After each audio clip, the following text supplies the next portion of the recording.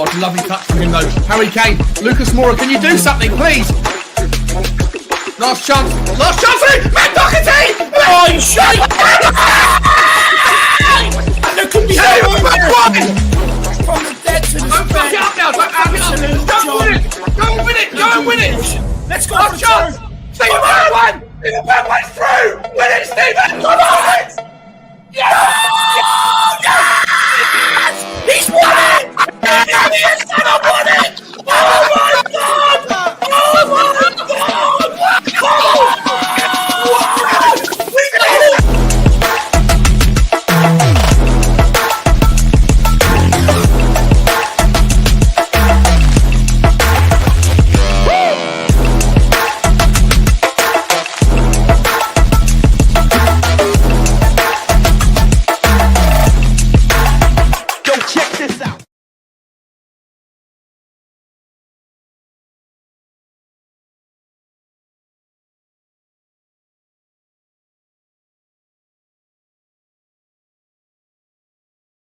Sorry, everybody. I forgot to put the camera back on. I hope you're all happy and healthy doing the things you love and those you love to do them with. How you been? It's been at least, 12 hours or something. 24 hours, maybe a little bit less since we last got together. Hope you're all crack-a-lacking. We got some interesting stuff. Really interesante. We got some transfer news, views and clues. We got an update on Mathys. We have an update on Manor Solomon, a juicy one, a better one. Also, an update on Ange Postecoglou. Maybe the former story about Manor Solomon and Ange Postecoglou have something interlined. I don't know what the word is. I've not woken up yet. I haven't had a slurp of cider. What is crack-a-lacking? We've also got a little bit about I did a video on this yesterday. I said the story about Jonny Cardoso. It's real. And we have to make a decision on this one, because if we don't, then there's other teams that are sniffing around. And today we're hearing all about it. I don't know whether they're listening to me or I'm listening to them, or like the zeitgeist is all cyclical. This is what happens in the world of football news. We all just sort of make stories up, and then there's someone else talks about it, and then that becomes a story, and then it goes like a snowball down the hill. Look who we got in the background. I didn't know if he was going to join us. We should be out of here by 5:15, an hour and 10, hour and 5, so we can go and watch Palace against Villa, an interesting game. But we got Jonny for us to go through today's football finance news. Jonny, how you doing, mate? I didn't expect you. I didn't think you were going to. No, listen, I've got one eye on the. Any of you do the fantasy football? Do you know what I love about fantasy football? Games you wouldn't normally give a shit about, you care about because of the obviously the points that are on offer, and you get annoyed if someone scores a last-minute goal. It's nothing to do with. Yeah. What do you mean? Ipswich have just scored an equaliser against Newcastle. It's outrageous. Outrageous. You all right apart from that? Yeah, all good. I don't know what you're actually talking about as far as the finance is concerned. So I'll tell you now. We've got 5 stories to get through first. We're going to rattle through them. It's about transfer news, views, and clues. Nothing new, but updates on stories that exist. And then I was just going to say to you, whilst you were having your sabbatical, I was talking quite a bit about this. What I thought was extremely good news that Cherrington, the former head of Citibank, came on board along with Vinny, my cousin Vinny, from Arsenal. Now, for me, that is ball dressing for inward investment to give credibility to either the Qataris or Saudis. Mm-hmm. And well, maybe not just them, but this is where we're going to go today. I'm just going to say, I think it's crucial, really, from the point of view that the capital-intensive projects that Spurs have, we do not have. Wow, unlucky. About that. How much? Super 6 is a freebie as well, isn't it? It's a free bet. Yes, six results. You got 5 out of 6 perfect score lines. Insane. You're a smart man. I'll bring you into my betting circle. Sorry, Jonny, carry on, mate. No, I'm just saying. So you need credibility, and the capital intensive projects like the hotel where they've only got enough money to do the foundations. Well, they haven't though. This is the thing, right? This is part of today's story. So we've got, yes, we'll talk about Sherrington, we'll talk about Vinay, and I agree with you, your sentiments, right? It's more about that than it is about other things. But Vinay obviously knows what he wants the football side as well. So he can bring in and come and hopefully bring some structure and some more solidarity into the club in June, which would be lovely to see. But today, the story is, and I know you want to, I don't know if you want to, when we get round to it in a minute, like tell us what you were telling me on Twitter. I don't know if you can or whatever, but we can talk about that if you can. If not, we can skip over it. That wasn't what I was going to talk about today. It wasn't about Qatar for me. It's about David Blitzer, Blackstone CEO, who's in charge of $32 trillion of funds under management. He's worth about $3 billion himself, and what he's doing with his holding in Crystal Palace and John Textor. I did a video I think it's one of my better performing videos, done like 20,000 views back around Christmas time when I first spoke about this. Textor's trying to get out now as he's back into Everton, and he's trying to get out. Blitzer is also, he wants more. When the story back in December was, and we'll come to it in a minute in more detail, but the story back in December was he wanted to take over the entirety of a Premier League club. But then he also wants to move into multi-club ownership, but not with the teams that he currently has. And there's the update there, which we'll come to, is he is about to raise £450 million by selling 3 of his other club assets in America mainly. And how close is 450 million to the amount of money that needs to be on cash for a certain person? And that's the interesting part. Now, the other interesting part is that there's also this incredible story out that's come from MCO Insights. I did a blog on it earlier. I was talking about the Premier League clubs, the hidden millions, and it looks at all of the different 20 Premier League clubs and how many associated companies they have, because there's a very clever accounting going on where essentially you can move your money around that's associated with a club, but that's not technically within a club. And by doing so, you can essentially like reposition certain entities depending on what they're into and what they do. Which is what we've said about Daniel for a long, long time with all the sub companies.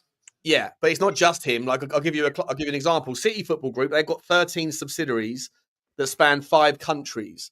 That creates a circular financial ecosystem, according to this report, which makes sense to me. This structure allows intra-group transactions that inflate Manchester City's financial fair play compliant revenue by 22% annually. So just by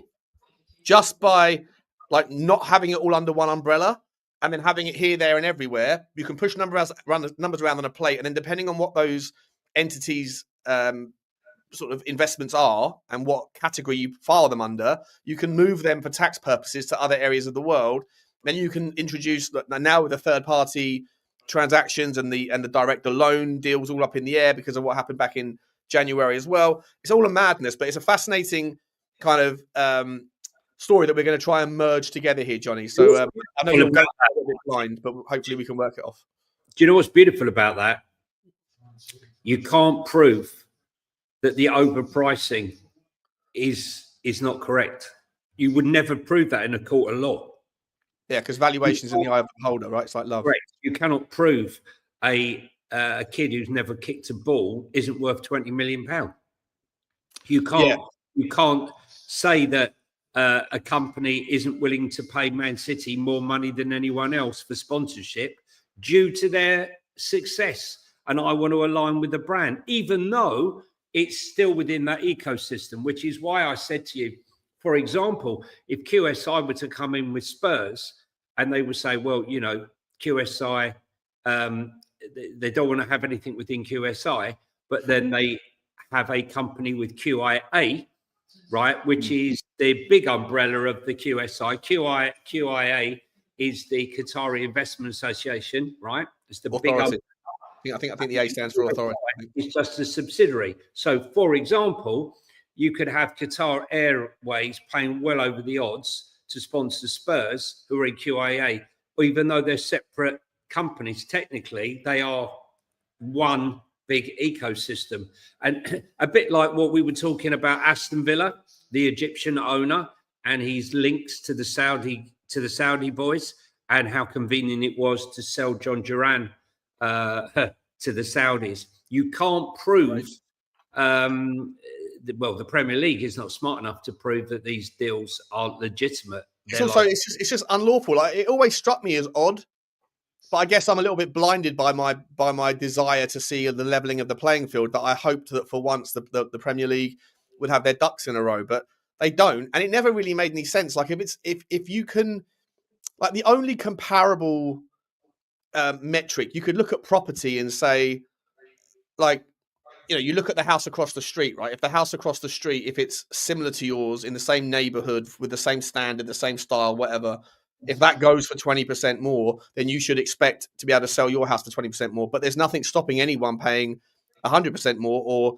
50% less, depending on the nuances of the person, the buyer and the seller and everything else, right? The desire for it. So, but yeah, in terms of like how the Premier League thought that the Premier League laws are sort of somewhat different, to be honest, it's a little bit laughable on reflection. I should have probably called it out before I did. But anyway, let me just, we've got lots to talk about, mate. And we've got so much to ramble through. But let me just quickly say hello to people that are in the house. Merovingian, 1980, yawn, more crap. What is it now? Are they struggling to sell the season tickets to the current reliable fans? This club is in deep trouble and Levy knows it. Need to be smart. We will be the next Leeds. I mean, that's a cheery comment to start with. But I know how Merovingian, I know which way he leads. Good to see you. Danny Meridan, good to see you, mate. Excited. I'm excited to see you excited, buddy. Everyone was kung fu fighting. No idea. No idea what that's relating to.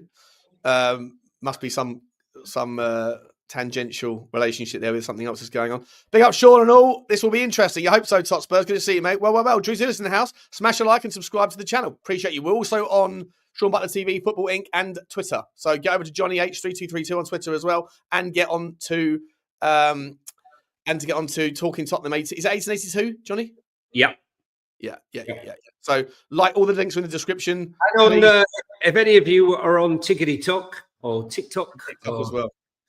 It's Talking Tottenham 1882. I lost a 10,000 follower account on that one for a Vuskovic video, so I've had to start again, and I got 180 followers though. Welcome back. TikTok's, mate. Just stay clear. It's fuck TikTok, mate. It's just like no offense, mate, but like it's not to you, but to TikTok. No offense to TikTok owners, but like I don't trust anyone. But like anyway, Super Spurs TV, Blaine, Sean, I might need this stream for ASMR today. What's ASMR stand for? Something in massage and relaxation? I don't know. This is me thinking about the Bodo brasses again. To Sean, to send me nodding off. The hangover I have today is woefully bad. Ooh, I feel for you, mate. Hope you, panel, and chat are all good. Yeah, I'm good, mate. I think Jonny is too. Good to see you. Good to see you. Good to see you. Good to see you. Right, guys, we've got so much to get through, so I'm not going to have time to get into everyone. Hopefully, you can all take one big giant hello from all of us. Big up, guys. Come on, you Gunners, says Anthony Clark. Big up to you, Anthony Clark. Good to see you, mate. We don't get too many non-Tottenham fans in the house, but member for 22 months, Druzilla, the only channel worth listening to when it comes to this stuff. The Oracle himself. Big up, Sean. Always a great watch. Appreciate you, mate. And Jonny. Well, I think you might have said this in before Jonny arrived, but yeah, Jonny and I are trying to carve out this little niche. I think it is my passion, and Jonny's very much on board it all as well. Please, rat-a-tat-tat-tat, the like button for Sean. Love that, Graham. Love that. We got a super chat from Daniel Field saying Sean and Henry's bogus adventure to Norway. Kudos. Can't wait, mate. Thank you very much. That'll pay for about 10 seconds with Olga, should we call her? I'm only joking, by the way, guys. I don't spend my whole time in saunas. I promise you. Only half of it. Where else are we up to? We've got Roy Viking in the house. When you come to Brodo, you absolutely must go to Brigorokaya. Is that how you say it? And try the grilled stockfish. Oh, is that a place we looked up, Jonny? I think we looked it up, didn't we? That's yeah, we saw that one. Grilled stockfish. Okay, it truly is the taste of Norway. I mean, what is the stockfish? Could you tell us, Roy, what is the nearest thing to stockfish? I mean, are we talking more haddock, more plaice, more Dover sole, more shark? Yeah, let us know. Thank you very much for the super chat, mate. Of course, you should order a Nordlands beer to go with it. You simply can't visit Bodo without Nordlands beer. I've certainly never even heard of that beer, let alone tasted it. I love a beer. So let's go. Good to see Aussie Ange. Thank you very much for super chat. Very nice of you, Roy. And I can't wait to meet you at the Tottenham end of the second leg, mate, or the first leg. Right. It's like rock eel, apparently, says Mike Chase. Oh, yeah, might pass on that one. Is it not nice, is it? Well, I'm not ill.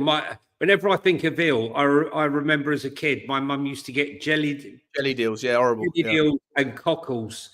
And come on, son, try that. And this make me gag. Yeah. So I hear you. All right, let's start before we get into the financial stuff. Let's get into some of the stories for us, Johnny. We only spend 10 minutes on these ones, mate. First of all, noise out today. I've just got Give Me Sport here, the exclusive, but it's also banded around all of the big ones as well.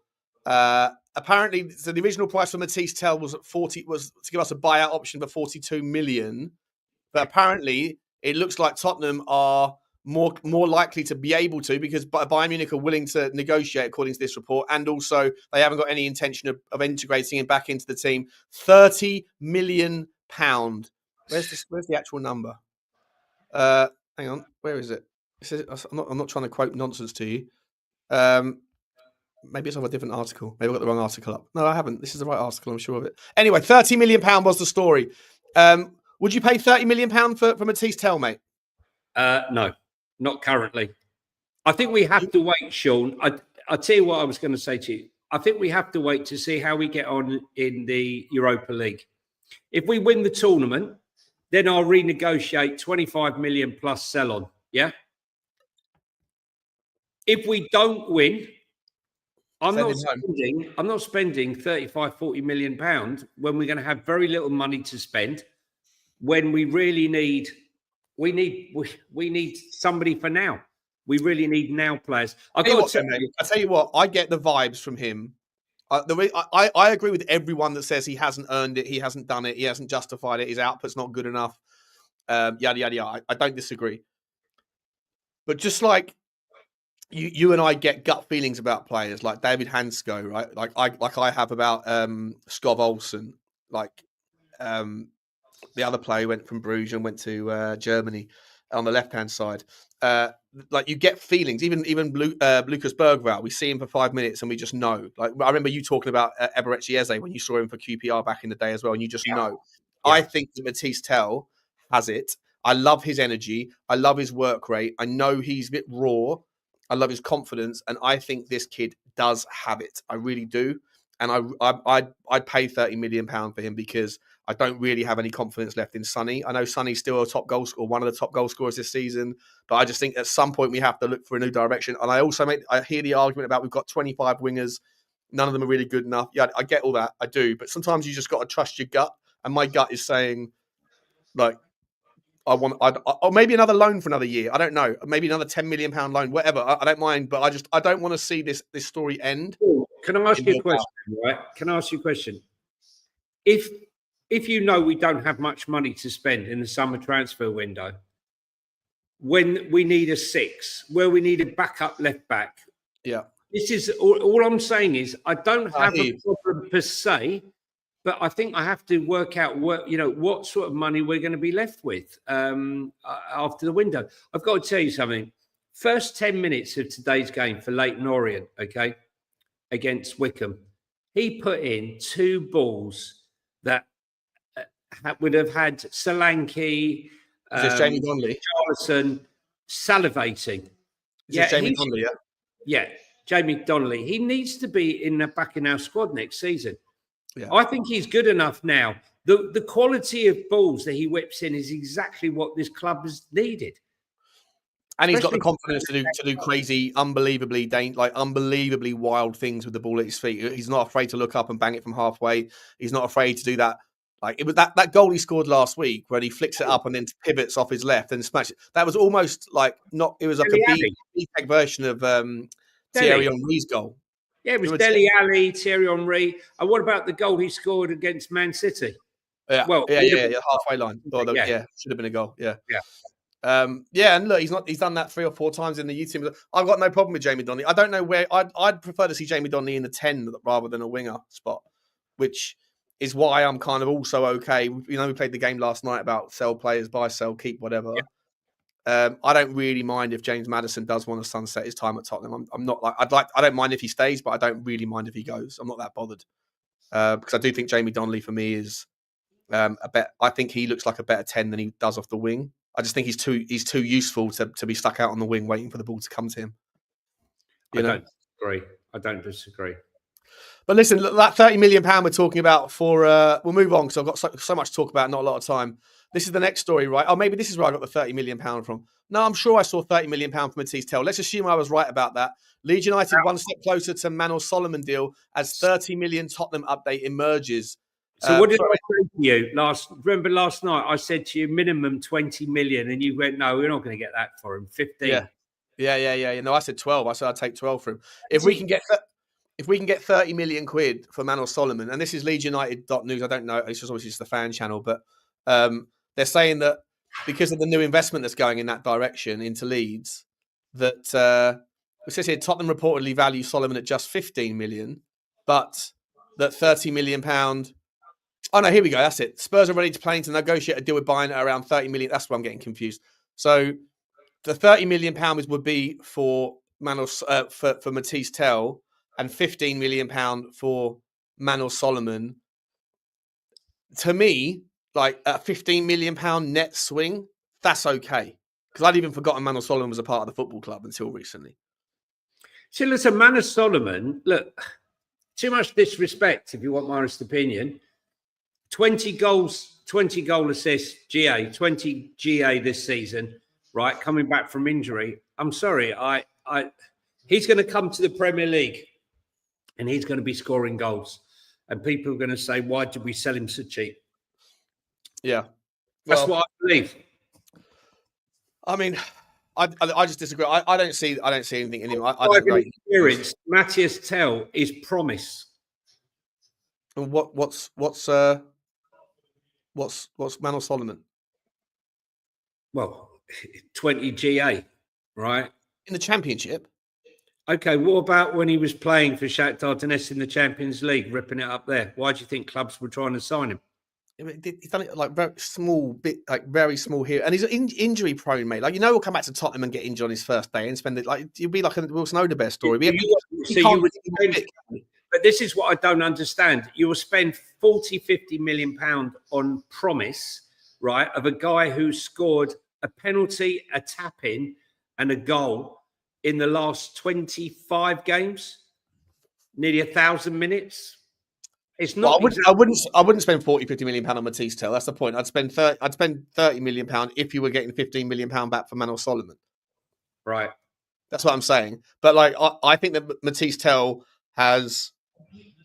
You're right. It is promise, but like, and again, I'll hop back to this idea where I said before, like, you're paying. It's like Harrods Tupperware. You're massively overpaying for the same product you can get in Tesco's Basics. But I think that Mathys Tel does have something in him that I look at and go, he couldn't be a good player. I'm really not. I'm not going to argue with you on it. Well, what I'm saying to you is that where we need to spend our money right now? For me, no.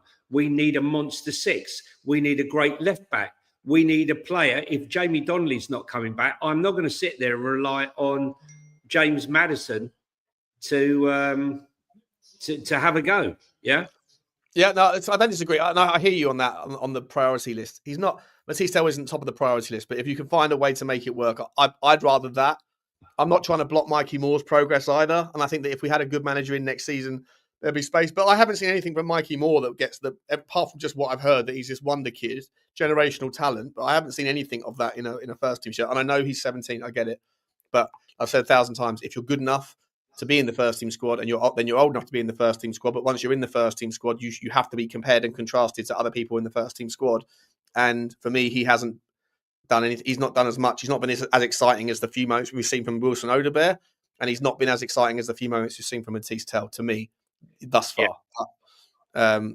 We shall see. Next story, mate, is this might put the whole roadblock on the Manor Solomon story anyway, because apparently Leeds United are going to make a move for Ange Postecoglou, according to the Daily Express, if to replace Daniel Farke ahead of their return to the Premier League in the 25-26 season. That would be fantastic. Fantastic. You think Ange would do a good job with Leeds? Well, first thing he'd have to do would be to get rid of Manor Solomon because he didn't rate him. Yeah, exactly. Yeah, he would. Yeah, and he'd probably get rid of Who was the other? Who was the centre back that we sold to Leeds? Flipping hell, I just saw him today. Begins with R. Joe Rodon. Joe Rodon, there you go, spot on. And the other thing is, if he does go to Leeds, maybe the Gray family will sit there and go, you know what, Harry, get out of Leeds, go and join Iriola or whoever else at Tottenham, because you're going to play some more minutes now. You'll be respected. I don't know whether they'll get Harry out now that he's now that Archie's sort of fallen off of a cliff at the club. Yeah. Yeah. Well, let's hope so. Anyway, let's hope so. All right, we've got so much to get through, mate. So let me move on to the next one and go out the way. Accept and continue. Let's talk a little bit about Jonny Cardoso, mate. Is this the guy for you? Because if he isn't for you, and if he isn't for Tottenham, then Ruben Amorim is more than happy to step in. Man United are plotting a swap deal for Jonny Cardoso, despite Tottenham Hotspur already having reached an agreement for the La Liga ace, according to reports. Cardoso was a 23-year-old defender, broke international in Brazil before joining Betis in a £6 million deal. Cardoso has made a name for himself as one of the best number sixes in Spain, as he is a strong tackler who excels at winning duels before retaining possession. Cardoso has confirmed that Spurs have first refused to sign him in the summer for €25 million, 20 million quid. The deal was agreed when Spurs sold Lo Celso to Betis in August last year. However, Spurs have yet to activate their option for Cardoso, and they could now see him join Premier League rivals United. According to the United reporter Sam Cohen, Cardoso is the latest midfielder on United's shortlist. Yada, yada, yada. They're weighing up a formal approach. Yada, yada, yada. You know what makes me laugh? They swap Anthony and take in Cardoso. You know what makes me laugh about this? You were talking about, how good he is, and we rate Ugarte. Yeah, here we are. We got a link here with Cardoso to come in and replace the player that they bought as their six. Which is, I think it would be to replace. The guy, the six, really? Yeah, but who's the guy who's on 350 grand a week at Man United? Casemiro. Thank you. My mind's not working yet. I think it'll be to replace him. I think they'd want a double. Ugarte's the six, unless they're playing a double six pivot. No, but it would just be like they'd have rotation, like an A team or a B team or whatever, like two options. There's no noise that Ugarte is going to leave United. Listen, Ange didn't know what rotation was until he had an injury crisis. Then he said he can't rotate. But no, listen, for me, what sort of deal was that? We paid 35 million for Jonny Lo Celso, got nothing for it. Yeah. So not good enough. I mean, what are we going to? We can buy him for 25 million. 20 million euros. So 20 million quid, yeah. Okay, so we can buy him for 20 million quid. So what did we get for Lo Celso? 15? Mm-hmm. So that means that Jonny Cardoso is like 35 million. Yeah. I'm not sure. No, every time it's gone with Jonny Cardoso, he's had a good game. I thought, right, I must watch the next game. And then he's been underwhelming. He's been a bit. Yeah, you said that last night. I mean, I wasn't paying that much of attention to him until recently. It was only when I stumbled across a highlight reel, and then I went on the Y Scout and started digging into him and looking at him. And I think he does solve a massive issue that we haven't solved. And I think that one's probably more realistic if we don't win the Europa League, as long as the player wants to come. If you do win the Europa League, plus all this stuff we're going to talk about in a minute with the finances, like I said, we said this yesterday, said it 1,000 times, mate. Like, what's going on at Tottenham right now is bigger than just the football, but what's happening in the football world is massive. Sliding doors moment, what happens over the next month of Tottenham's present tense and future tense. On top of that, you have all sorts of things going on in the background with the likes of, like you say, Vinay coming in, Big Vin, with he's going to want to stamp his own authority over what's going on. You're definitely probably going to see a change of coach. Definitely, probably is an oxymoron. You're probably going to see a change of coach. You're probably going to see with it a change of director of football, out with the Johan Lang, in with the whoever, and maybe Paratici, maybe not. You might see some changes of coaches. You still might see some changes of medical team. You're going to see a lot of players going out the door if we don't win, and certainly some going out the door if we do win. And if we don't win, then the budgets obviously will probably be restricted. And I think that Jonny Cardoso is probably a player that makes more sense in a world where we don't win it. And if we do win it, then maybe we'll have the budget to be able to go and do bigger things. Because as I'm about to show you guys, Spurs are not as broke as even the accounts that suggests that we're actually doing better than most people would have thought we are, given how terrible last season was. Those accounts were still very good, but if you look at the amount of money that there is floating around the overall organisation that are outside of the Tottenham Hotspur thing, it's actually quite incredible. £260 million more money is in the club or in the Tottenham Hotspur umbrella than is accounted for on Tottenham Hotspur's books. It's quite incredible. We'll come to that in a second, mate. But so Jonny Cardoso, though, you're not that au fait with him. You're not like maybe. I am au fait with him. I just, if you're asking me for a 6, I want Prem proven, so I go Yao Gomez. I mean, if I'm going to go overseas, there's only one man for me. That's Edison at Atalanta. But that ship has sailed, unfortunately, for us, because we've dicked around. That is the player we should have signed 18 months, 2 years ago. And we'd be sitting on an absolute monster at the moment. He'll probably end up going to a Liverpool or a Man United or a top club, Edison. Mark my words. Yeah. Spurs King saying the fans calling Tell shit now were the same people asking for Tell to be included in the Kane deal 2 years ago. I'm not saying he's shit. I've never said he's shit. All I'm saying is that I'd like to reanalyze this. If we win the Europa League, then I'm all for it because we will have plenty of money. If our budget is limited, and that's by signing Tell, doesn't allow us to sign a monster 6, a backup left back, and an alternative to James Maddison, then I would rather not, or maybe do a loan, like you said, a loan for another year with an option. Yeah, just not at the same price per minute. £10 million for 4 months, 5 months is £50 million. Yeah, let's put it like that. Yeah, I agree. All right, moving swiftly forward. We've got the next one for us here, guys, which is I'm not sure if you can see that on the screen. Here we go. Tottenham well placed to agree signing of Dutch sensation on a free. Final striker Zeppakino Redmond could be a bargain signing for Tottenham Hotspur this summer. Sources have told Football Insider. I mean, Feyenoord striker, we like a bit of Feyenoord, mate. Daniel Levy has big plans in North London this summer, as Football Insider revealed on the 19th of April that an overhaul of Tottenham squad is on the horizon, with Ange Postecoglou highly likely to be sacked.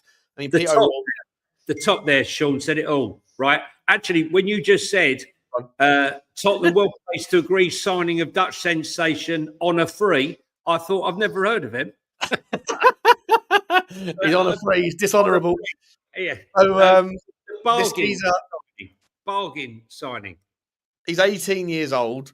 Bargain. He's got four appearances, 2 goals. He's only played 14% of starting 11 minutes.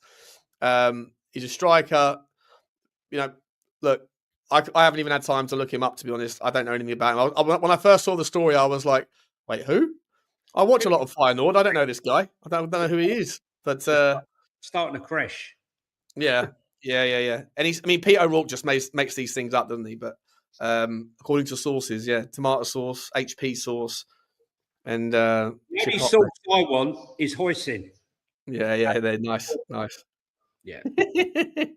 Do you know anything about this guy though? Before we move on, I don't know anything about him, to be honest. I'm afraid I don't. I don't profess, like some people on this sphere, to have watched him as a 3-year-old and his progress. No. Yeah, I don't know anything about him at all. Apparently, we were also looking at some 18-year-old from PSG or somewhere called Axel something or other yesterday. I saw. But again, haven't seen anything, haven't heard anything, don't know anything about them, so I'm not going to sit here and claim that I do, like you, mate. It's I don't know why everyone wants to be. I said I've been Ange out since before Ange came to the club. I've been Harry Kane out since his ankles went. Like no one's paying attention, but no one cares either whether you were or you're making that up. No one gives a shit. You know what I mean? Let's move to the next one, mate. Here we go. In fact, we're talking about Harry Kane. This is the new one. Harry Kane ultimatum is being given, apparently, according to Lee Wilmot, head of football at Football London. So a bit more credible. Tottenham have been told to re-sign Harry Kane next year. I think this is harking back to an interview with Martin Jol. And you won't like this, mate, but I'm going to read it out to you. This is the quote, right? It goes without saying. This is Martin Yole said this at the casino the other day. It would have worked better having Harry Kane starting and having the option of Solanke coming on from the bench. Like every club has, every good club has, they should have at least 2 higher quality options at number 9. I would buy Harry Kane back if the clause in this contract for 50 million or 60 million is true. And of course, he wants to come back. He's a proven goal scorer in the Premier League and a Tottenham legend. I really like Dominic Solanke. I remember seeing him on loan from Chelsea at Vitesse in Holland and liking him then. He's a very good player, but with no disrespect, he's not at that level of a top striker. Listen, when you say no disrespect, Martin, you haven't even given any time to talk about Jonny's mate, Richarlison. He's saying you need 2 top, at least 2 high quality options at number 9. He hasn't even mentioned Richarlison. What's he doing there, mate? It's a bit of a slap in the face to Richie, is it? Well, I don't know. It's not exactly a compliment for Dom. Is it? It's not one neither, is it? Really? Yeah. It's basically saying nowhere, but I don't care. But I loved him. So Mark, I respect you, mate. I respect you. Everyone's entitled to their opinion. No, I'd like to see Dom Solanke scored from open play and like some technical goal, not something bundled in. He scored a good one. When? Last year? I'm trying to think which one it was. Well, he hasn't scored. He scored 1 penalty since January the 4th. So okay, must be December then.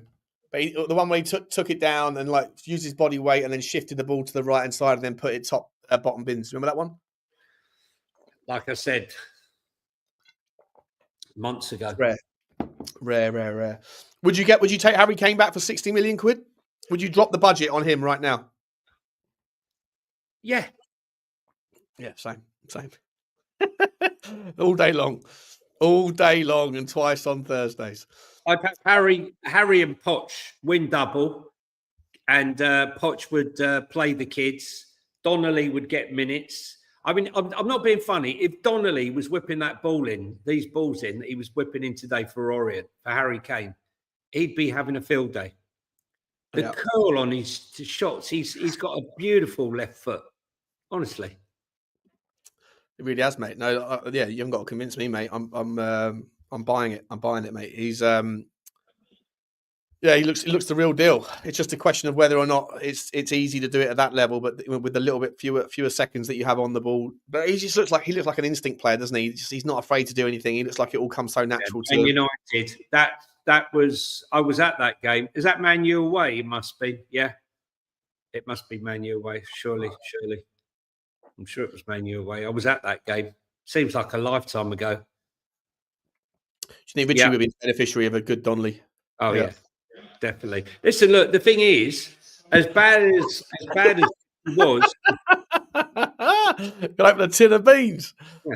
Let me tell you something. As bad as Richie was in that first sort of 75 minutes, you could see he's rusty and he hasn't been playing for months, but he still got in a position 3 or 4 times to actually have the attempt to actually get in there to try and score.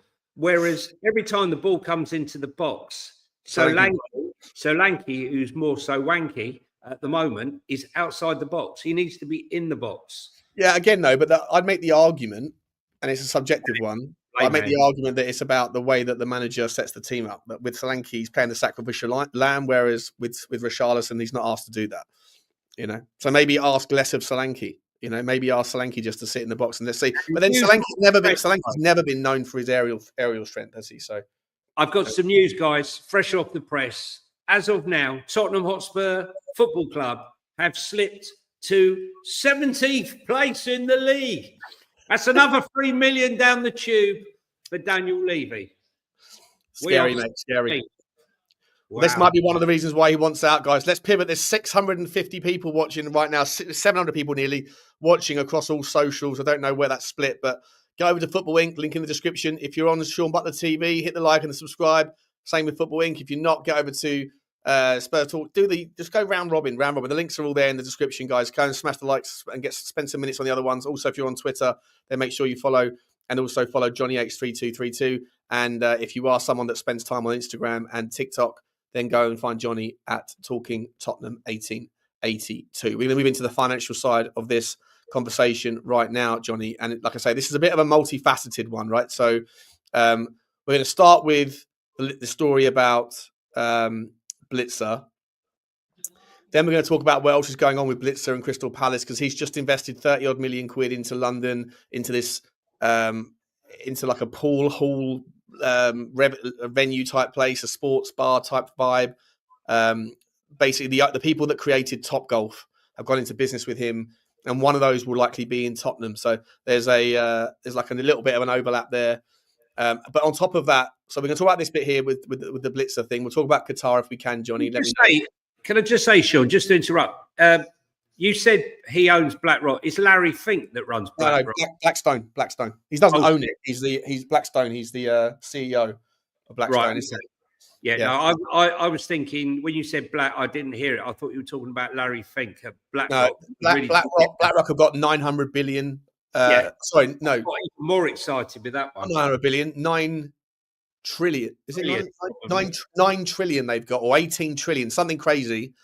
The Blackstone is the second biggest asset manager, right? And look, so the last part of the story. So I'm going to pivot last. The final bit of the jigsaw is to go and talk about what's going on with the Premier League clubs, the hidden millions, and we'll talk about Tottenham specifically. We'll do that last. But before we get to that as well, you also need to see this article here, guys.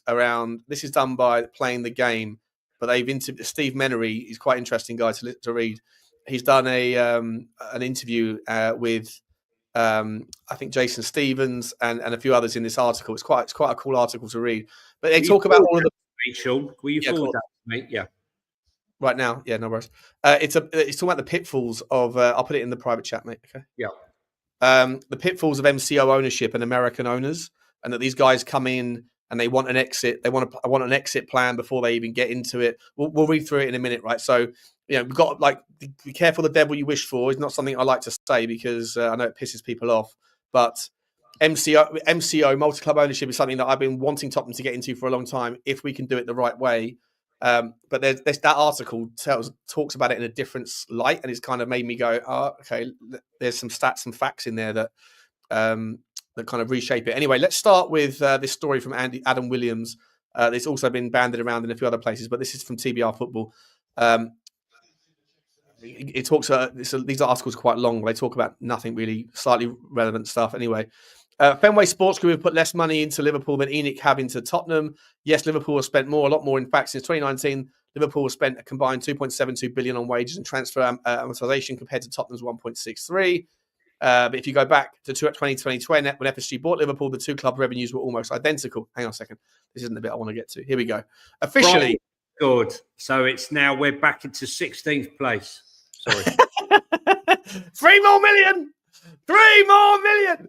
Officially, Spurs have been for sale, probably in an auction for a minority stake for over a year now. Though the search for a new equity partner was only revealed in the club's accounts last April, Levy and ENIC have been looking for a buyer for far longer. Interestingly, there was no reiteration of the search in the most recent set of accounts. Good point. However, the long-term situation has not changed, and Spurs are still open to part takeover offers. Several would-be buyers have been linked. More on the competition field later. Among those in the US is US entrepreneur David Blitzer, who owns an 18% stake in Crystal Palace, as well as sports investment portfolio believed to be worth around $3 billion. It's a matter of public record that Blitzer has explored takeovers of rival Premier League clubs. He was part of the financing structure of bids for both Manchester United and Chelsea, for instance, while Everton were also said to be a target at one stage. It was reported last year that Blitzer could be tempted by a minority investment in Spurs, though Premier League rules would require him to divest his stake in Palace. Palace's situation is complicated. John Textor, who owns Botafogo in Brazil, he owns a team in France and a team in Belgium, whose names escape me right now. But generally, John Textor's been very well received wherever he's gone, especially in Botafogo. They think he's a legend over there. The club's largest single shareholder looking to sell his stake at present, while Blitzer and his investment partner, Josh Harris, may also be looking for a way out. If Blitzer does ultimately sell his Palace stake, it would probably yield less than 100 million. However, which would not be anywhere near enough for even a 5% stake in Spurs at Levy's asking price. However, liquidity seemingly wouldn't be an issue, as Blitzer has just sanctioned the sale of controlling stake in his Major Soccer, MSL, and NWSL sides, Real, Salt Lake City. Women's, was that women's soccer league? Isn't that supposed to be MLS, Major League Soccer? Is that just the MSL is, but I don't know. Is that the women's? Yeah, I guess so. I don't know. Super League, New Women's, North Women, I don't know, whatever. Real, Salt Lake City, and Utah Saints for a combined £450 million. That is much closer to a realistic entry point for negotiations with Levy. Amanda Staveley, for instance, is said to be fronting a group hoping to buy into the club for $500 million. Blitzer is a paper billionaire with a net worth of $2.7 billion, but how much of that is liquid capital isn't clear. I can tell you a lot of it is available. He's got a lot of different investments and a lot of different things. This is outside of obviously his less money than Joe Lewis. Personally, yeah, but he's this would just be a takeover that's financed, right? This is the problem. This is the risk. All those things, the risk, like the finance would be there to kind of. Sean, it smells of leverage, mate. I want someone to come in with the money and spend the money. We got headroom for PSR, FFP. You can come in, buy the club, build all the infrastructure that we need without finance that yourself, offset the £70 million a year in depreciation on the stadium, right, which is what they're depreciating each year, 70 mil. It's not a true loss. And spend the money on players. Yeah. Whereas this guy here is going to leverage. I mean, look at Jim Ratcliffe, right? You think he was a smart enough guy. He's come in. He's paid absolutely top dollar. All the money has gone to the Glazers, who have already been raping the club for the last 15, 20 years. And he's found an absolute shit show. And now he's cutting everything. They're now eating beans on toast for lunch. The canteen. He's not a good guy. You know, not a nice guy. Like you wouldn't want him this is what people say anyone but Levy will do, and I'm like, well, he's cutting anyone. Everything. It's madness, mate. He's not like he's into like Also, it doesn't fit with Tottenham's ethos of like. It's weird as well when we were like sponsored by Grenadier, Ineos Grenadier. Ineos are I know that's just their 4x4 end of their business, but they're a chemical giant, right? They poison the atmosphere, they poison the water, they poison all sorts, far more than the plastic bags tifo that we were talking about last night.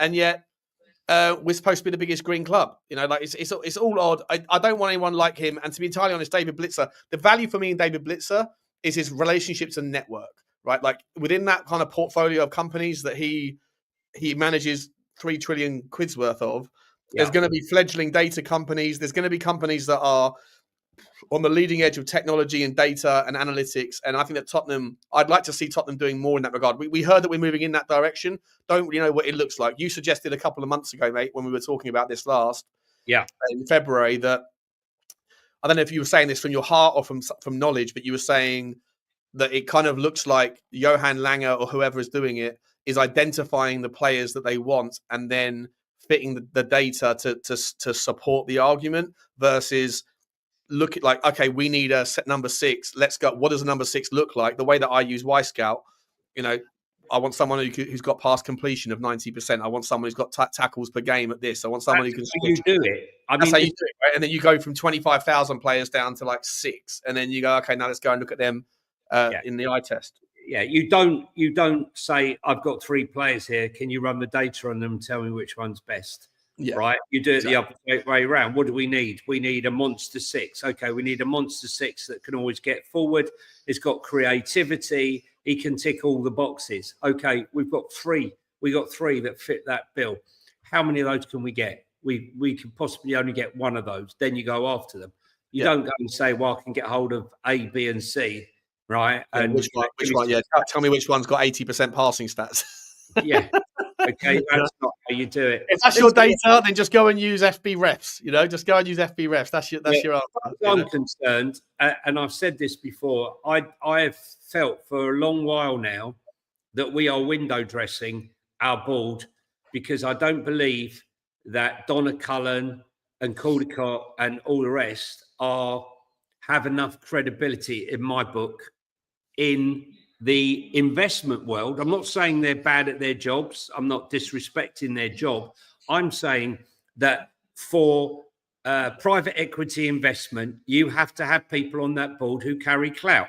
And Cherrington, being the former head of Citibank, and Vinny, my cousin Vinny, who was offered a job in private equity, was offered a job by the Saudis and Newcastle and turned it down to come and take this job.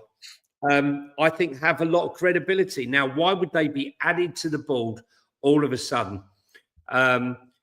Cherrington representing ENIC, I think it's positioning themselves to attract inward investment and give credibility to the board so that investment can come through. Because with over 15, 16 months now looking for the investment and not finding it, okay, we're standing still. This hotel is meant to be ready for the 2028 European Championships. We're at 2025. I question whether the fact that even if they started now, they might struggle to get that hotel complete. Have they done the ground? They've done the groundworks on it or anything? The footings, yeah, the footings, yeah. I think that's the hardest bit, though, isn't it? Getting that bit right. Yeah. Yeah. I don't know. To be honest, I've got no idea about property, so or development of it. So let's. The article goes on to say, where did I get to? He would likely use debt. We were saying this a second ago to fund the takeover deal, though recently realizing the value of one of the biggest sports investments will give him access to better rates. Because if you're putting up more cash, then you can borrow debt as well. But then it depends if you're borrowing more money. If he's borrowing money against the club to bring in 10%, that wouldn't wash with me at all. Plus, I don't like this idea, mate, of American ownership. I don't really like. Daniel Levy. The only problem with Daniel Levy is his risk appetite for me and his willingness to to go at the right times. But there's more problems than that. But like that's just. I would take state ownership as long as I knew what the plan was. As long as I knew that there was, depends on the structure, mate. Like Newcastle United, their fans probably thought that Newcastle were going to come in and just immediately go back because not everyone understands FFP, and they thought that they could. Just come and do things. But Newcastle can't do it. And when it comes to the funding of their new stadium, Saudi Arabia can... That's like chump change to Saudi Arabia. It's nothing at all. It's irrelevant amount of money, and yet they're not doing it. They're not funding it themselves. They're taking debt out, and all from what I've read, to fund the stadium. So I don't really just want to go from one donut to another, because I don't think that the Saudis or whoever, Qatar, give a shit about Tottenham Hotspur any more than Daniel Levy does. I think Daniel Levy cares more because he's at least a Tottenham fan, allegedly. But the only reason I'd get on board with the whole Qatari thing is if it was debt free and if it allowed us to compete. But those things are not. What it does, but Sean, what that does is bringing the Qataris or the Saudis in enables the projects like White Webs, the women's football stadium, the NFL. The increasing of the medical facilities, which is obviously inadequate at Hotspur Way, the building of the hotel, all of these things will help the club moving forward, right? But they're capital intensive, right? We do not want to be making all this money, getting into the Champions League, having 30 events, and then finding all of this money is going to fund these things that the fans don't give a shit about, right? Basically. Well, let's pivot away from this story then, mate. I'll let you continue. Before we do, actually, because I want to show you now this story, this thing. It's not long to the fight. Just to say, Jamie Donnelly, Orient won today. They beat Wickham, and they're in A1 position to make the playoffs with Josh Keeley. But they're playing next week. They are away at Huddersfield next week. And if they can get that win, they will make the playoffs. And, what a great effort that would have been with the boys, because I don't think anyone expected Orient to make that. Go on, sorry. Largely down to Josh Keeley and Donnelly, right? So sensational stuff. So I want to pivot away from that because we're talking about... Sorry? And Max Kelman, the striker up front, he's done very well. QPR loaning. Go on, carry on, sorry, mate. Sorry. before we do, mate, did you want to share what you said to me about Qatar, or is that something that's more? No. Okay. I All right. can't. Yeah, no worries. So Tottenham Hotspur. This is this article, right? So we're talking about like the need to fund these things off the book. So this article, I'll put it in the description afterwards so you guys can go and learn it. It's mcoinsights.com, and then just go to the insights page, and it's the top article. But it's really interesting, right? So basically saying that Premier League clubs are adopting complex corporate structures, basically not having everything under one roof because it makes it better for FFP, makes it better for tax purposes, jurisdictional oversight, legal bandwidth, all those sorts of things. Yeah. But it's not just Tottenham that are doing it. It's every club's doing it to the tune where the 20 Premier League clubs collectively have 154 registered companies, so about 8 per team on average, that are all under the umbrella of their football club, but that are not necessarily directly all doing the same or pulling in the same direction, with a collective cash in bank of 1.6. That's saying 2 trillion. That's miswritten. 1.6 billion, while simultaneously reporting combined losses of 934 million. So the tax man are getting nothing from the clubs, but they've actually got 1.7 billion pounds of cash, yet reporting losses of nearly £1 billion. So a 2.6 billion pound swing over the last 2 seasons. Registering multiple entities at identical addresses, as observed with 100% Premier League club, serves operational efficiency, but complicates financial transparency. Yada, yada, yada. Anyway, here's a few examples. 78% of club directors sit on multiple subsidiary boards. 54% of intercompany transactions lack proper documentation. Only 12% of subsidiary financial statements undergo independent audit. Wowzers. That's crazy. So all 9 out of 10 of the subsidiary accounts are not being audited like the football club is. It's a lovely little place to hide the money, and that's why that swing is quite as violent as it looks like. £1 billion in losses? No. 1.6 billion in cash. Let's look at, that gives a few examples here. City Football Group's 13 subsidiaries span 5 countries, creating a circular financial ecosystem. This structure allows intra-group transactions that inflate City's FFP compliant revenue by 22% annually. Unbelievable. Like they need more help. Across Tottenham Hotspur's 13 companies, cash in the bank is £375 million. Yet the published team accounts equals losses of £113 million over the last 2 years, leading to a £262 million upswing in cash that is not accounted for on Tottenham Hotspur's books, but will be in a minute when you see it in the various other things that they're under the ENIC umbrella. Chelsea's complex corporate network comprises 24 entities, including 15 registered at Stamford Bridge. 2023, Chelsea reported a £120 million loss, while Blueco showed £890 million in cash reserves. Blueco is obviously Todd Bowley's bad boy. The club transferred stadium naming rights to the Blueco through a £200 million licensing agreement excluded from FFP calculations. And also, the £1 billion that still seems to be floating around missing that Roman Abramovich had in the account. Where's that gone? Yeah, exactly. It was meant to be going to Ukraine, I believe, right? Going to Ukraine, yeah. Never heard anything more about that, did we? No. Never heard anything more about that. Yeah. So let's just look at, and we'll scoot through it. Look at the but it's not just Tottenham, right? But Arsenal not as bad. Like, they've got 10 companies. 3 of them are associated at Arsenal. The other 7 are elsewhere.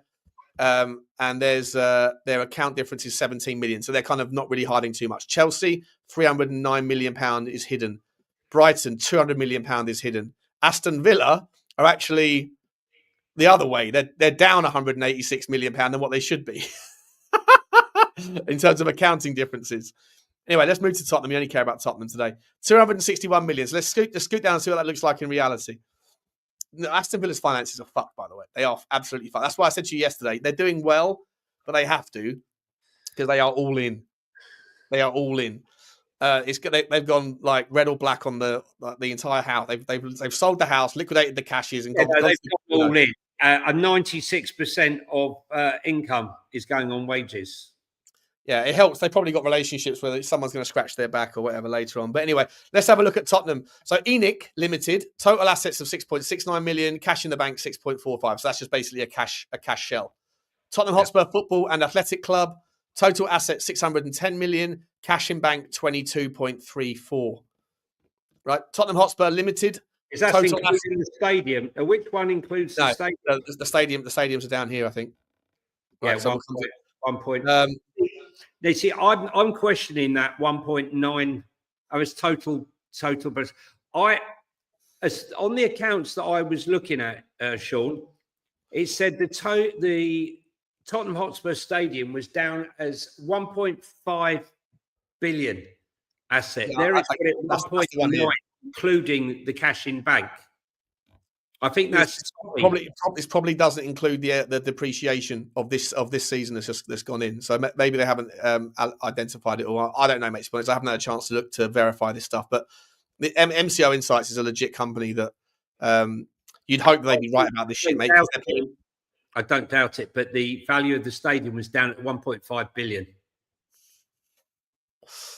Right. Okay. I mean, fair enough. I can't remember, to be honest, but I'm just going off what it says here. Women's Football Club, total assets 1.7 million, cash in the bank irrelevant.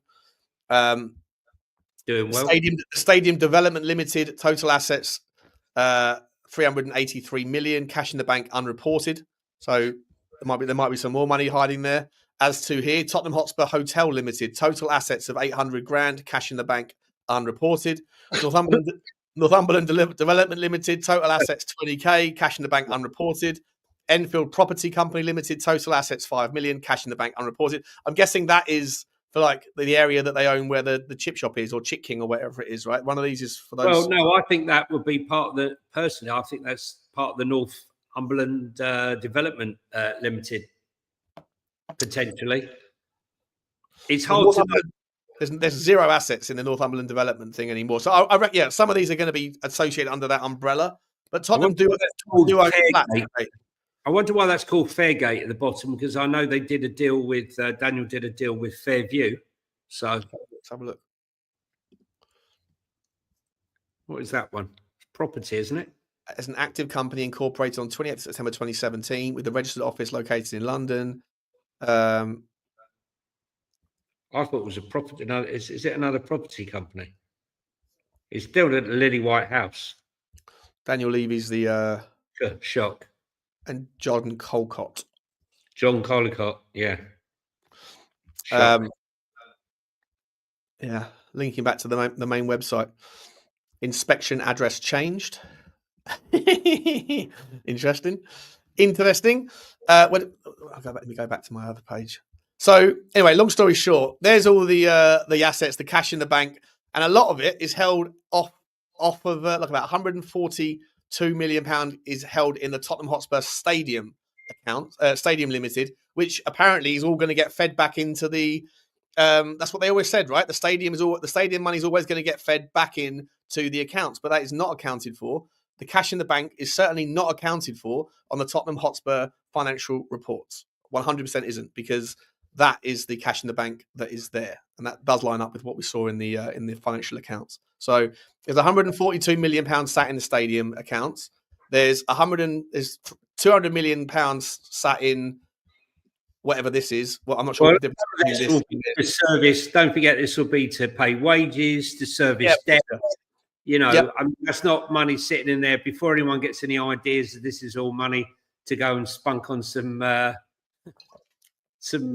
transfers. There's a large amount of staff and a large amount of servicing, electricity, interest rate payments, and so on and so forth. So this is the interesting one for me, though, right?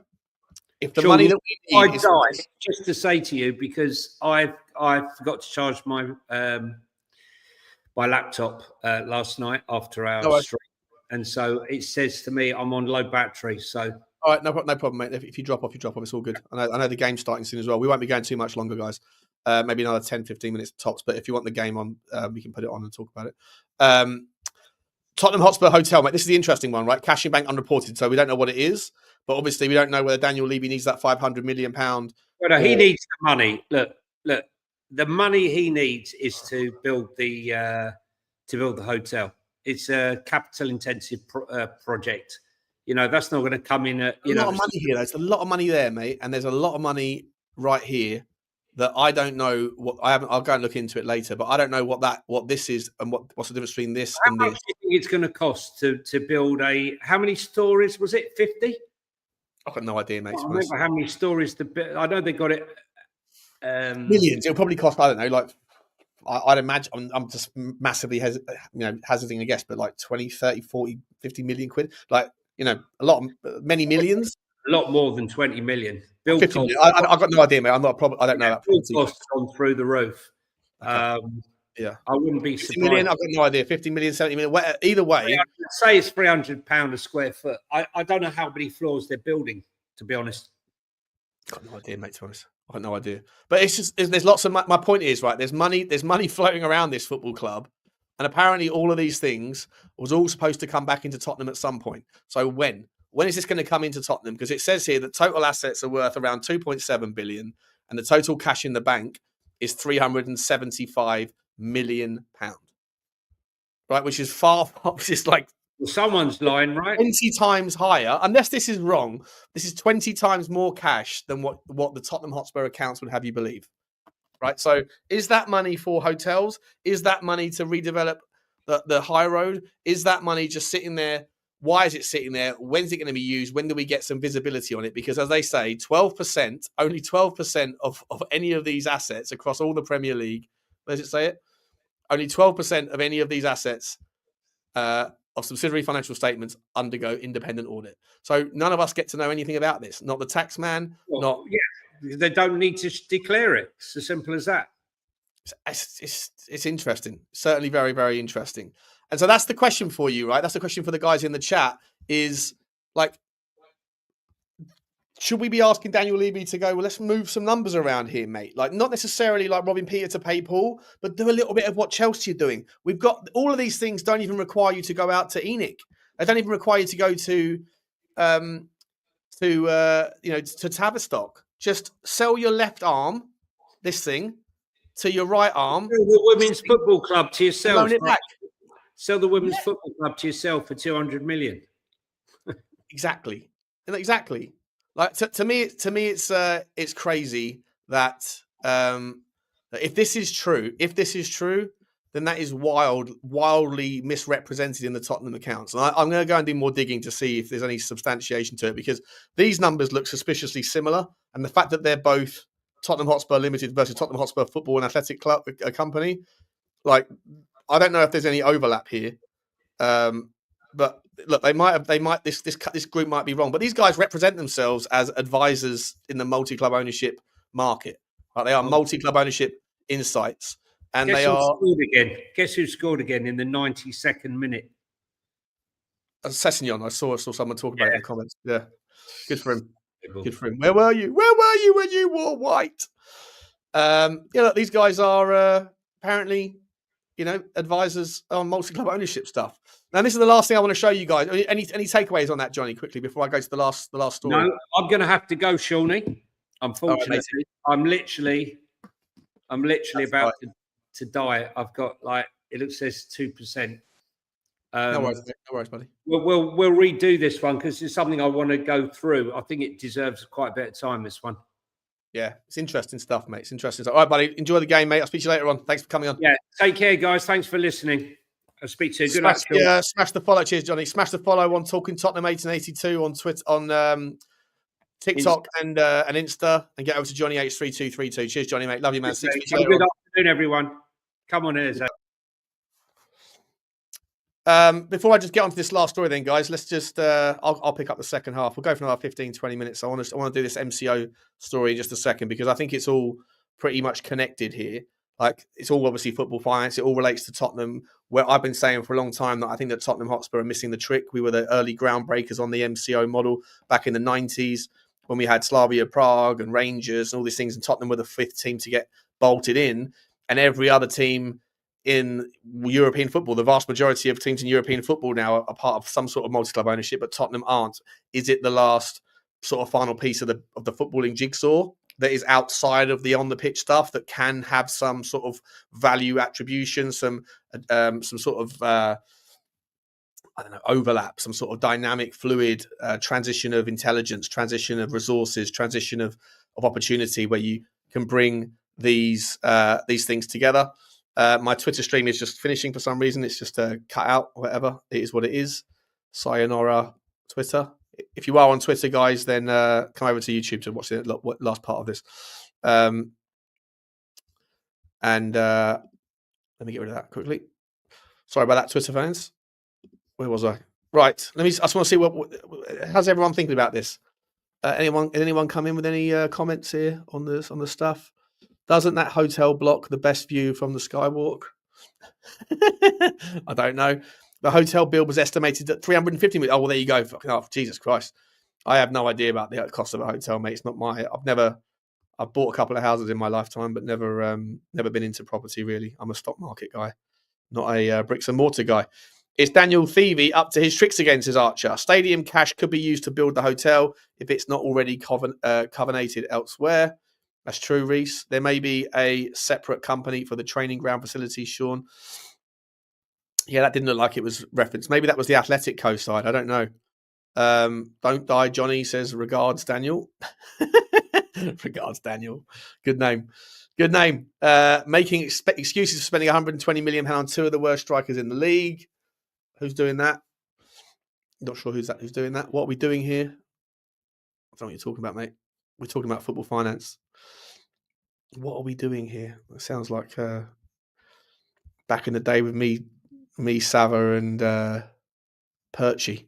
I mean, what are we doing here? What are we doing here? What's going on?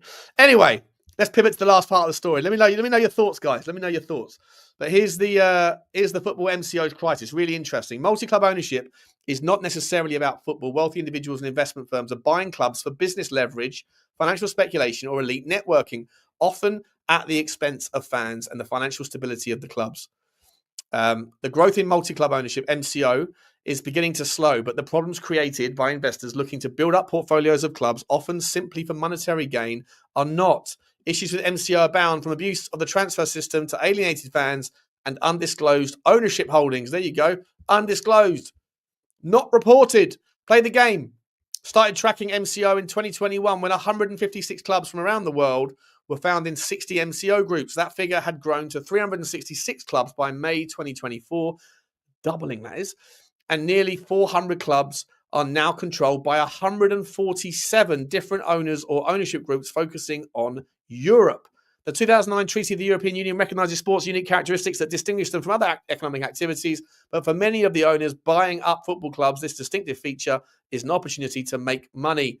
Jason Stevens, a senior lecturer at University Campus of Football Business in London, who has researched MCO, says to play the game, clubs are seen as undervalued assets. Many experts believe that football clubs have only reached around 40% of their commercial potential, considering the global popularity of the sport. Then you've got a nice little chart that shows the makeup. So across UEFA, 115 different teams make up, 236 different teams make up a part of multi-club ownership groups. US investors look for an exit strategy from the start. This is why I worry about US investors. And this article hasn't shaken me on that. I've always said that. Don't necessarily want US investors. No disrespect to US, but I just think that it always comes with debt, and it comes with profitability, profiteering, and the wrong relationship, which you can argue Daniel Levy's guilty of as well, and so are Enoch. No problem. Not going to disagree with you.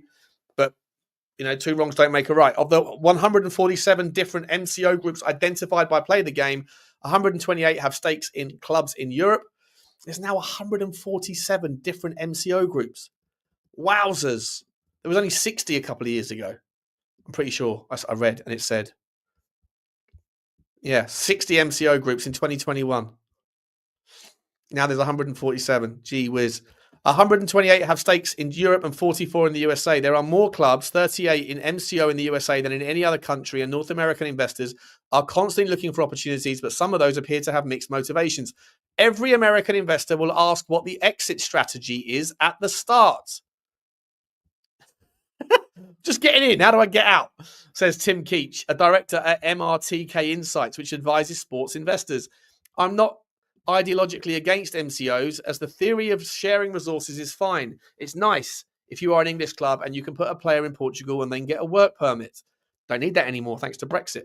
But we are working on the investment side, and everyone has the same strategy of we're going for a multi-club model. And our question is always, how?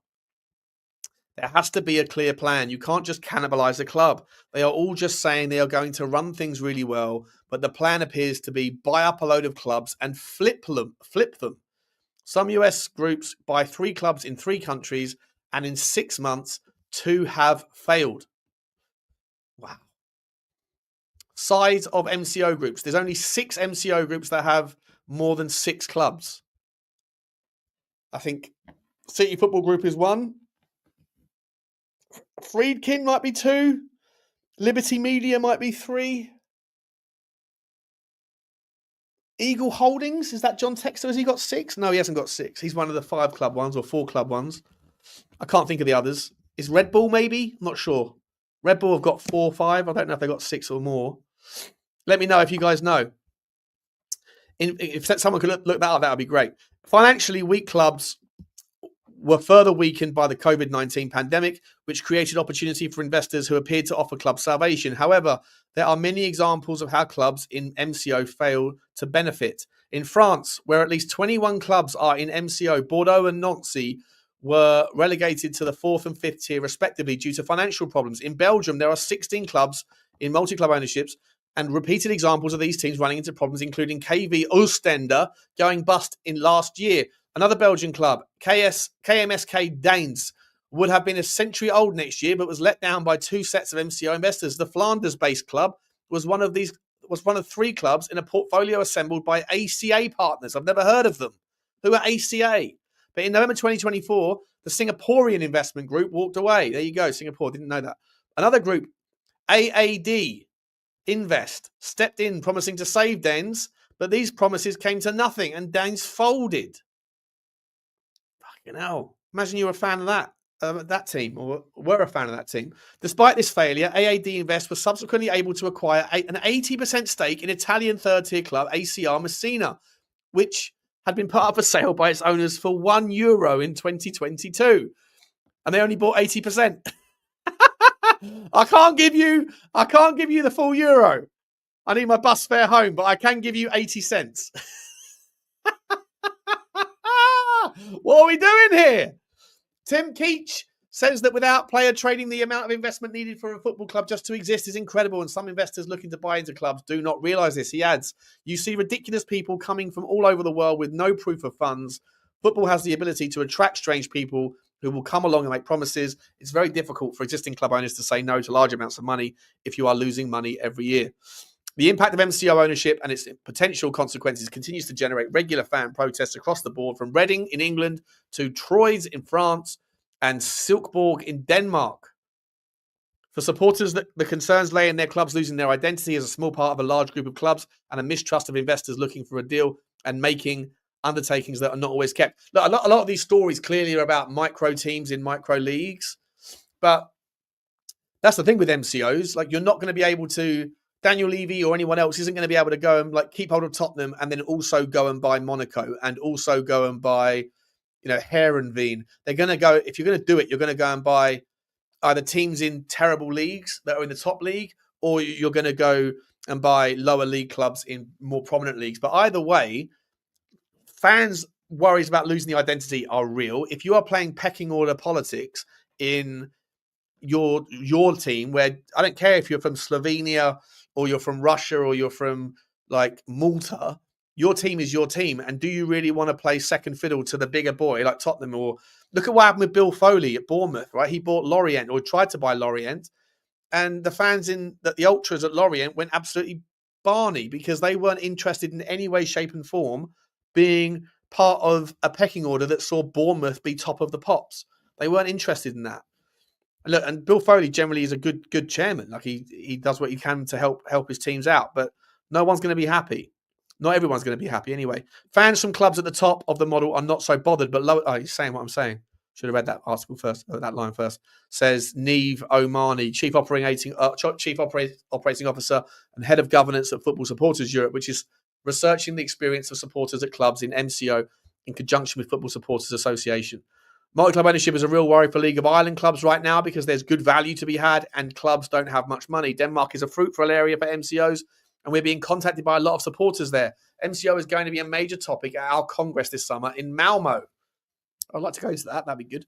Where there is money to be made, you have people with all these mad ideas about where you can make money, but where is their return on investment? We still haven't seen any data that shows it works out yet.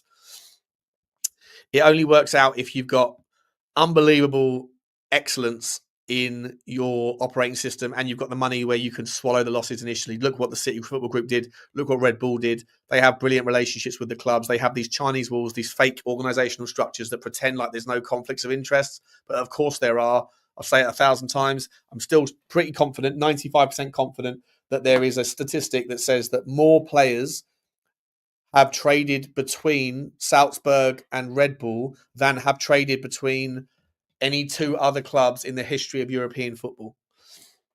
It's madness. It's a two-way street. But because they're separately owned under the umbrella and have different management structures, there's no conflict to the point where they can play against each other in the Champions League. It's ridiculous. The movement of players is championed at sports business conferences and by some academics as a key driver for multi-club ownership. There are now more than 14,000 players attached to clubs in MCO, including 8.5 in Europe. However, significant movements between clubs were exposed as a myth in research covering the 2024 summer transfer window by James Corbett for Off the Pitch. This research found that only 6 permanent and 15 loan moves between 33 clubs in MCO in the big 5 leagues of England, France, Germany, Italy, and Spain. This represented just 0.3% of all permanent moves and 1% of transfer spending. That took place in Europe and just 1.49% of all loan moves.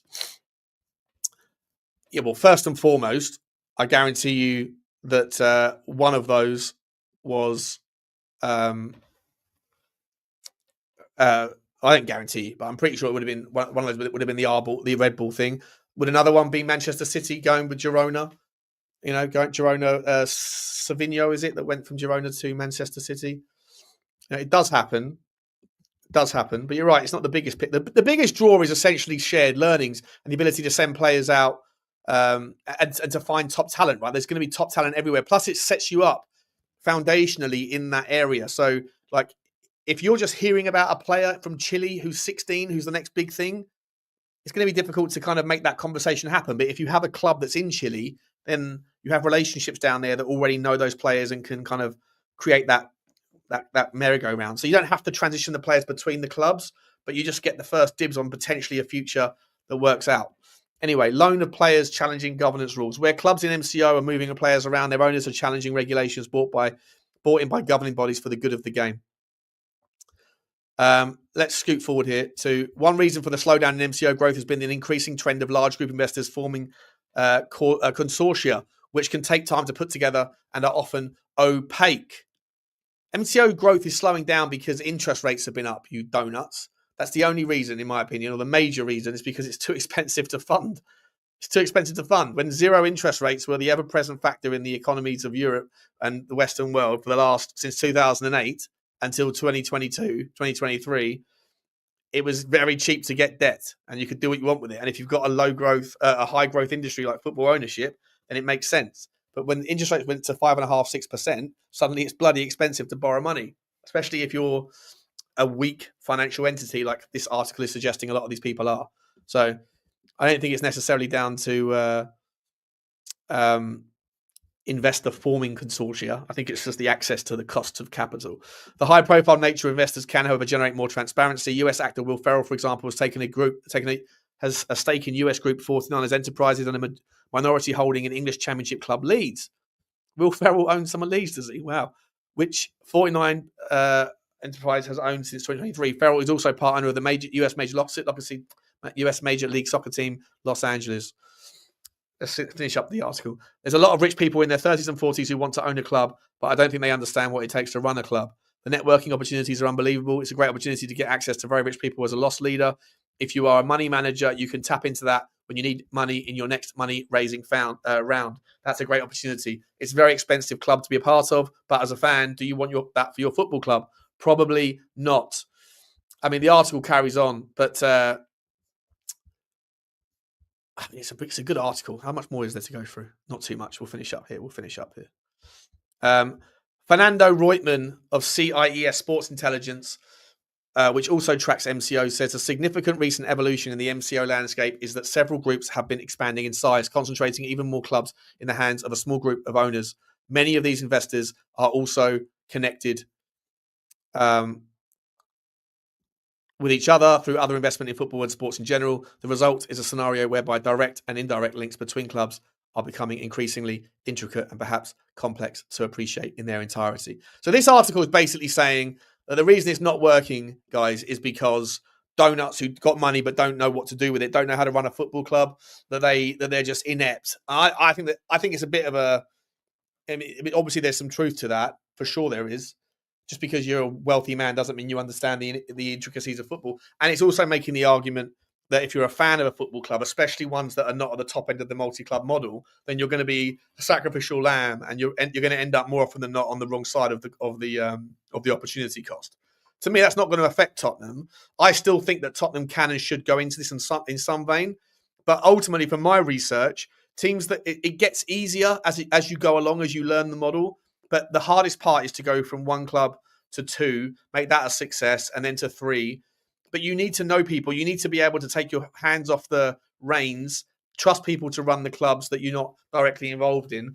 And I don't know if Daniel Levy has the kind of the wherewithal to be able to release the ownership steers. But to me, I still think that a successfully run multi-club ownership does offer a significant amount of opportunity when it comes to accessing markets and when it comes to for the ability to be able to, to especially if it's all part of like a very clear and concise coordinated plan, like what City Football Group did, where they bought clubs and they make sure that everyone at each club is following the same sort of rule book, the same, singing from the same hymn sheet with the strategy, the style of football being played, so that, like Tottenham, if you want to go and find a team for Tottenham's Ash Phillips with the intention of bringing him back into the club a year, 2 years later, you'd like to be able to find the club that can play the same style of football that you're playing. That's not always easy.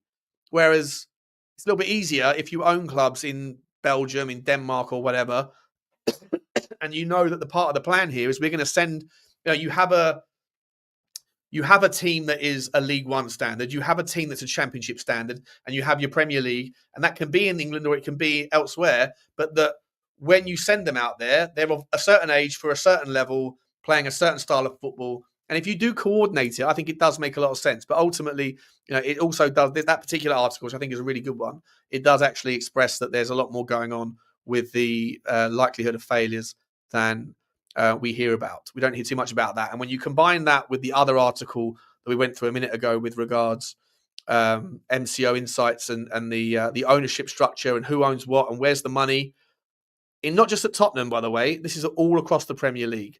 On average, every single Premier League team has at least 8 subsidiary companies that are all funneling money into and away from the football club as a means of tax divestiture, as a means of judicial wiggle room, as a means of getting around FFP and PSR, as a means to avoid internal audits or extensive external audits, rather. And all of that looks to me like transparency is the biggest problem. And as I said 1,000 times, guys, the inability to set a strict set of rules that can be followed by everybody, from the Premier League to the Football League to UEFA. Doesn't seem like there's any real willingness or ability to be able to create a set of rules that can't be wiggled through and danced through by everybody else. Anyway, guys, that's it. I'll let you go and watch the football, and wanted to share that with you, but we'll talk about that in more detail on another day. And I hope this wasn't too boring for you. But like, subscribe, and comment, and I will see you on the next one. In fact, before I go, that's rude of me. Rude of me. You guys have been putting your comments in. Let's have a look. Doesn't that hotel block the view? I've done that already. Spurs King. I can't find any recent articles with which quote a price. 67 million was quoted in 2017 construction news article. I think it's probably a bit higher now. Evening, Eltel. Hope you're okay, mate. Good to see you, buddy. Good to see you. When is City getting done? We don't know, mate. That was supposed to be out in March, that announcement regarding City. It's been delayed, isn't it? We haven't heard anything about it yet. You kind of think that Real Madrid's 100k a year seats probably attract these kinds of people, MCO investors for networking. Exactly, Reese. It's an old boys, rich men's club, and you and I ain't in it. but we have to sit there on the side and tolerate our football club being used as pawns in a wealthy man's game.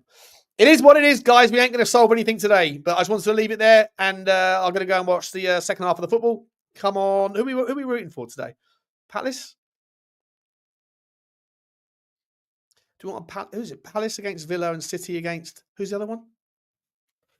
Whatever. Anyway, I'm out of here. Going to go and get a beer. I'm going to go and give Bugsy a kiss, and I'm going to see you on the next one. Like, subscribe, and comment, my friends. And get over to Sean Butler TV and also to Football Inc. Ciao for now. Bye.